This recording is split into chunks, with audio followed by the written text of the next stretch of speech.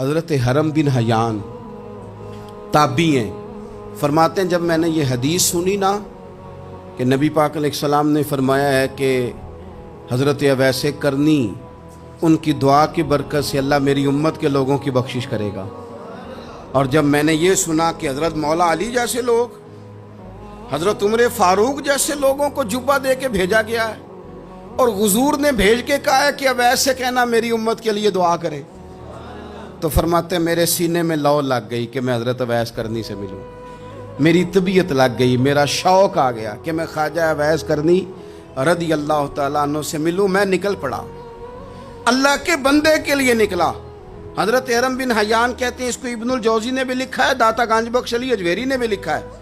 کہتے ہیں میں ڈھونڈنے لگا حضرت اویس کرنی کو، بڑے شہروں میں گیا پر وہ ملے نہیں۔ داتا صاحب کہتے ہیں وہ حال والے آدمی تھے، ان پر بھی حال تاری رہتا تھا، اسی کسے دے کچھ نہیں جے لگ دے تے نہ کوئی ساڈا دردی، وہ بھی اپنی کیفیت میں رہتے تھے۔ داتا صاحب نے لکھا ہے جب دنیا ہستی تھی تو حضرت اویس کرنی رویا کرتے تھے، جب لوگ روتے تھے تو وہ ہنستے تھے، وہ سادہ غذا کھاتے تھے، کسی سے کوئی لین دین نہیں، اپنے طرز کلام، اپنی زندگی۔ یہ لوگ بھی بڑے شاندار ہوتے ہیں، فرماتے ہیں کہ وہ اپنے حال میں رہتے تھے۔ حضرت حرم بن حیان کہتے ہیں میں نے بڑی جگہ ڈھونڈا، پر میں جہاں جاتا لوگ کہتے ہاں گندمی رنگ والے، ہاں جن کے چہرے پر کچھ برس کے داغ ہیں، وہ جن کا چہرہ اور وجود بڑا روب والا، وہ اویس کرنی۔ کہتے ہیں میں ڈھونڈتا ڈھونڈتا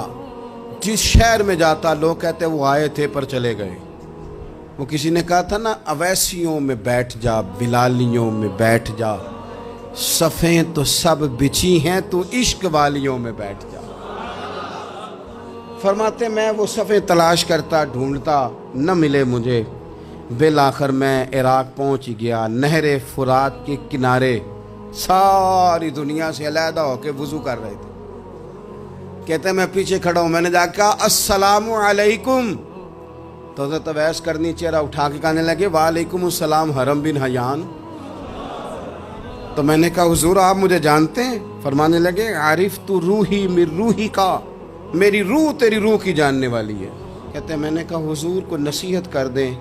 تو فرمانے لگے پہلی نصیحت تو یہ ہے کہ آج کے بعد مجھے ملنے نہ آنا، میں نہیں پسند کرتا، میں تنہا رہنا چاہتا ہوں، مجھے نہیں شہرت اچھی لگتی، میرا نہیں دل کرتا لوگ میرے پیچھے بھاگیں، آج آیا ہے آج کے بعد نہ آنا، بس چھوڑ دے مجھے میرے حال پہ، میں اپنی زندگی اپنے حساب کے مطابق گزارنا چاہتا ہوں، تو آج کے بعد نہ آنا۔ اور پھر فرمانے لگے اگلی نصیحت یہ ہے کہ جو رب نے تجھے دے دیا ہے نا اس پہ راضی ہو جا،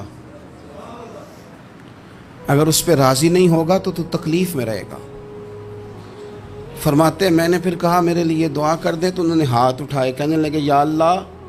میری اور اس کی جنت میں ملاقات کرا دینا۔ تو انہوں نے چہرے پہ ہاتھ پھیرے اور فرمانے لگے اب تو جا، میں کوشش کروں گا تجھے دعاؤں میں یاد رکھوں، تو بھی کوشش کرنا مجھے دعا میں یاد رکھنا۔ فرماتے ہیں یہ کہتے کہتے نا وہ رستہ بدل گئے، اور گلی کا کونا وہ جب مڑے تو پھر میں ڈھونڈتا رہا، دوبارہ زندگی بھر ملے نہیں، لیکن میرا پیار سچا تھا، وہ مجھے ویسے تو نہیں ملے پر خواب میں کئی دفعہ مل جاتے، اور خواب میری وچ بھی آیا ماہی، تو میں پھر وہ گل وچ پا لئیاں باواں، تے ڈر دی ماری اکھ بھی نہ کھولا کتے پھر بچھڑ نہ جاواں۔ فرماتے مجھے محبت ہو گئی، خواب میں زیارت ہو جاتی۔